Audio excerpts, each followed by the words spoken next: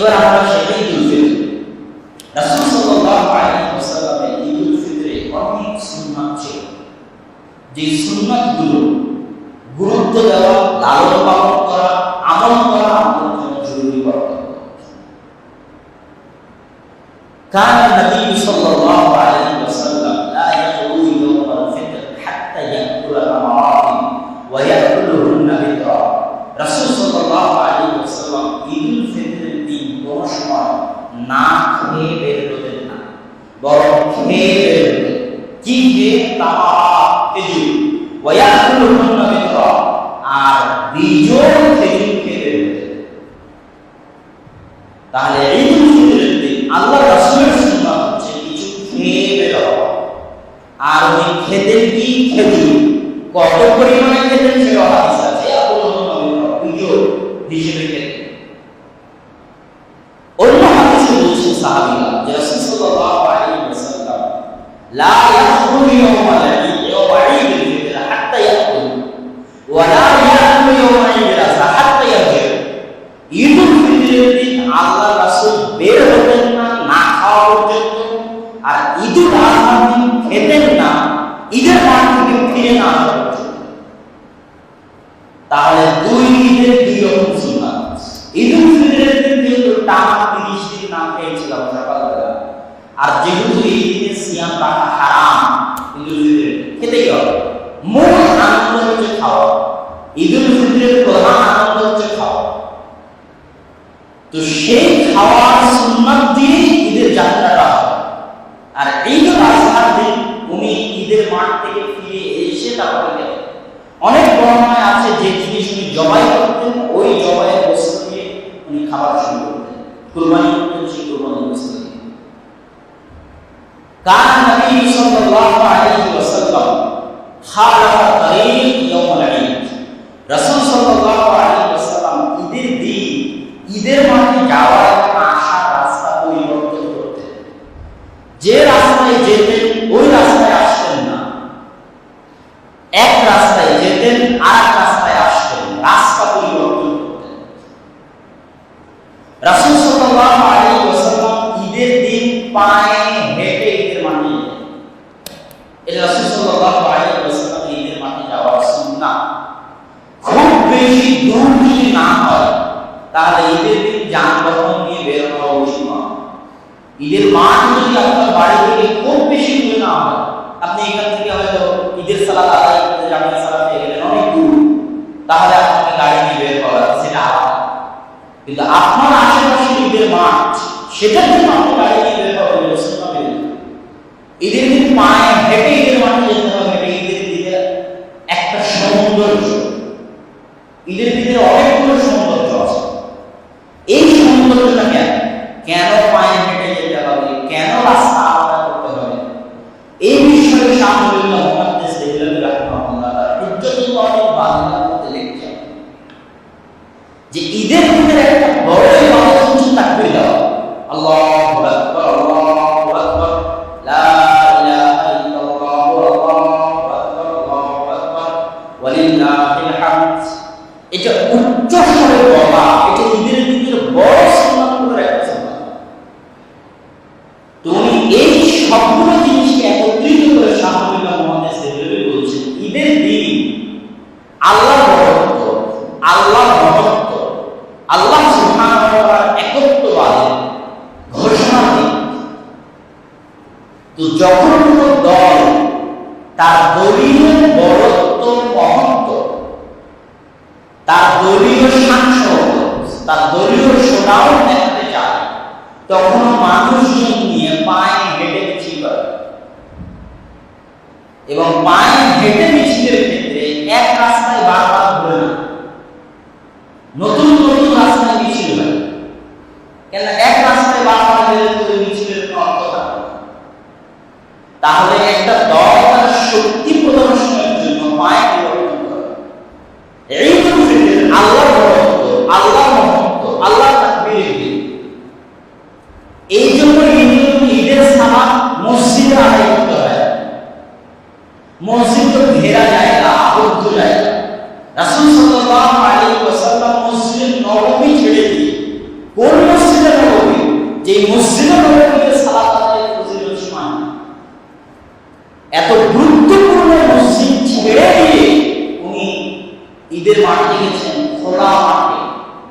তাহলে খোলা মাঠ, পায়ে হেঁটে যাওয়া, রাস্তা পরিবর্তন করা, জোরে জোরে তাকবীর দেওয়া, এগুলো সবগুলোর মধ্যে মানুষের আল্লাহর সামনে নত হওয়া, আল্লাহর সামনে ছোট হওয়া, আল্লাহর সামনে নিজের ছোটত্ব, নিজের নম্রতা প্রকাশ করার জন্য এবং আল্লাহর বড়ত্ব এবং মহত্ব প্রকাশ করার জন্য এই মাধ্যমগুলো এই সুন্নাত। এই জন্য ঈদের সালাত বলে খোলা মাঠ। এই জন্য ঈদের সালাতের কোনো আযান নাই, কোনো ইকামত নাই। রাসূল সাল্লাল্লাহু আলাইহি ওয়াসাল্লাম বলেছেন, লা আযান ওয়ালা নিদা ওয়ালা ইকামত। ঈদের সালাতের কোনো আযান নাই, ঈদের সালাতের কোনো ইকামত নাই, ওয়ালা নিদা, ঈদের সালাতের কোনো ডাক নাই যে আসেন আর 5 মিনিট পর সালাত শুরু হচ্ছে, আসেন এত মিনিট পর সালাত শুরু হবে, কোনো ডাক নাই।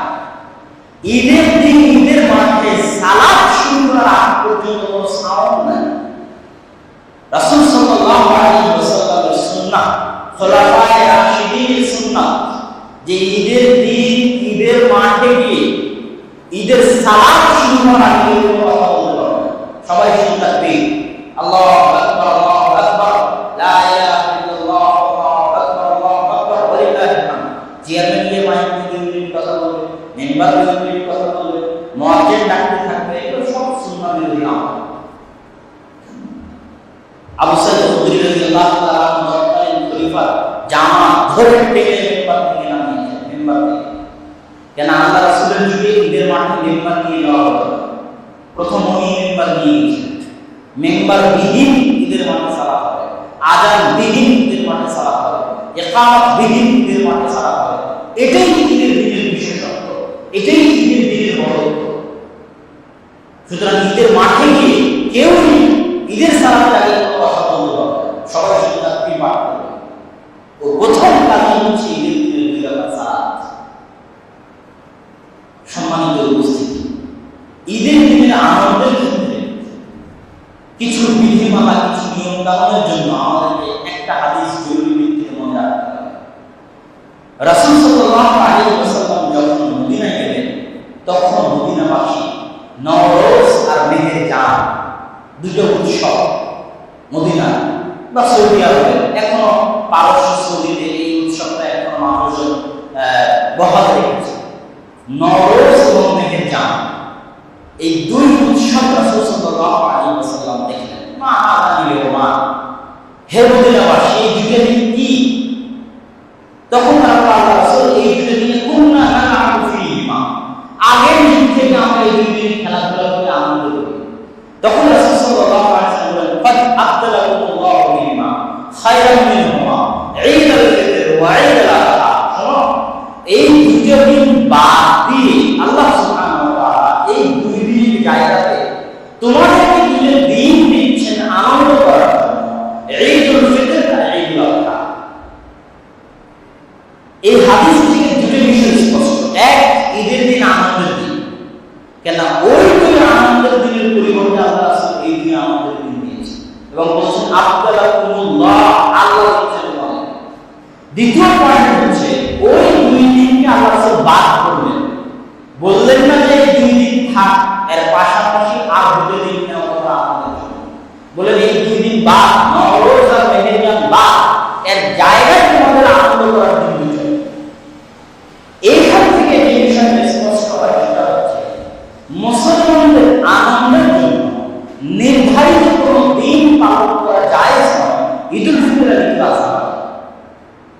যদি মুসলমানদের আনন্দ উৎসবের জন্য নির্ধারিত কোনো দিন পালন করা জায়েজ হয়, তো রাসূল সাল্লাল্লাহু আলাইহি ওয়াসাল্লাম নওরোজ আর মেহেরজানকে বাদ দিয়ে 2 দিন দিতেন না, নওরোজ মেহেরজানকে রেখে 2 দিন দিতেন। সুতরাং আর কোনো দিনকে আনন্দ উৎসবের জন্য খাস করা যাবে না। এবার ঈদের দিনের কিছু আনন্দের কথা এতক্ষণ আলোচনার মধ্যে চলে এসেছে। ঈদের দিনের আনন্দ খাওয়া, ওই জন্য সিয়ামরা খাওয়া, ঈদের দিনের আনন্দ তাকবীর, ঈদের দিনের আনন্দ ঈদের সালাত, ঈদের দিনের আনন্দ ঈদের মাঠে যাওয়া, ঈদের দিনের আনন্দ আল্লাহর সাথে ভালো পোশাক পরা, আরাম পাওয়া যায়, ভালো পোশাক পরা। কিন্তু ঈদের দিনে আনন্দের নামে কেউ যদি আল্লাহ এবং আল্লাহ রাসূলের বিধিবিধানকে লঙ্ঘন করে, তাহলে সে চরম অন্যায় করবে।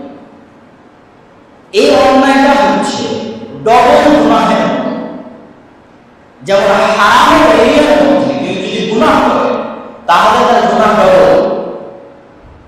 এক ওর গুনাহের গুনাহ, আর এক হারামের মর্যাদা লঙ্ঘন করার গুনাহ, ডবল গুনাহ। তো ঈদের দিনে কেউ যদি আনন্দের নামে আল্লাহ এবং আল্লাহ রাসূলের বিধিবিধানকে লঙ্ঘন করে, তার গুনাহ ডবল। এক, যে গুনাহটা করতেছে ওই গুনাহের গুনাহ। দুই, আল্লাহ দেওয়া আনন্দের দিনের পবিত্রতা, মর্যাদা অসম্মান, অপমানিত, ভুলঙ্কিত, লাঞ্ছিত করার গুনাহ। ও অন্য দিনে গান বাজালে গুনাহ হলো একটা, আর ঈদের দিনে আনন্দের নামে গান বাজালে গুনাহ হলো দুইটা। ঈদের দিনে লাভ হয় না। আব্দালাহুল্লাহ বিমা, আল্লাহ তাআলা এই দিন আল্লাহ আনন্দের জন্য দিয়েছে। এই দিনের সম্মান আছে, মর্যাদা আছে, এই দিনে সালাত আছে, আল্লাহর তাকবীর আছে। রমজানের 30 দিনের সিয়াম সাধনার পরে এই দিনের আনন্দ ইবাদত। সেই ইবাদতের আনন্দকে, আল্লাহর দেওয়া হালাল উপায়ে আনন্দ উদযাপনকে যারা কলুষিত করে, এরা হচ্ছে ডবল গুনাহের বান্দা। এক ঈদের দিনের সম্মানকে নষ্ট করার গুনাহ, আর একটা ওই গুনাহের গুনাহ। অতএব প্রত্যেক মুসলমানকে ঈদের দিনের সম্মান এবং মর্যাদা রক্ষা করতে সচেতন, সজাগ হতে হবে। মান রাআ মিনকুম মুনকারান ফালিয়ুগাইয়িরহু বিয়াদিহি ফাইন লাম ইসতাতি' ফাবিলিসানিহি ওয়া ইন লাম ইসতাতি' ফাবিকলবিহি ওয়া হাযা আযআফুল ঈমান। ঈদের দিনে কাউকে ইসলামের জন্য কাজ করতে দেখলে যথাসম্ভব বাধা দিতে হবে। ক্ষমতা থাকলে হাত দিয়ে, তার চেয়ে কম ক্ষমতা থাকলে মুখ দিয়ে, তার চেয়ে কম ক্ষমতা থাকলে অন্তর দিয়ে ঘৃণা করতে হবে। কেন এই দিনের বাহ্যিক সৌন্দর্য হচ্ছে ইসলামের বড়ত্ব, মহত্ব, আল্লাহর বড়ত্ব, মহত্বের প্রকাশ। সম্মানিত উপস্থিতি, এই দীর্ঘ আলোচনা আমরা ঈদের দিন সম্পর্কে, ঈদের দিনে আমাদের করণীয় সম্পর্কে, ঈদের দিনের একটা গুরুত্বপূর্ণ আলোচনা শুনেছি। রাসূল সাল্লাল্লাহু আলাইহি ওয়াসাল্লাম আদেশ করেছেন মহিলা সাহাবীদেরকে যে উমিরনা আন নুহরিয়াল আওয়াতা ওয়াল হুরিয়াত, আমরা আদিষ্ট হয়েছি আমাদের মধ্যের মহিলাদেরকে, যারা ছোট, যারা বয়স্ক, সকলকে, এমনকি যারা ঋতুবতী তাদেরকে আদিষ্ট হয়েছে কি করতে? ঈদের মাঠে নিয়ে যেতে।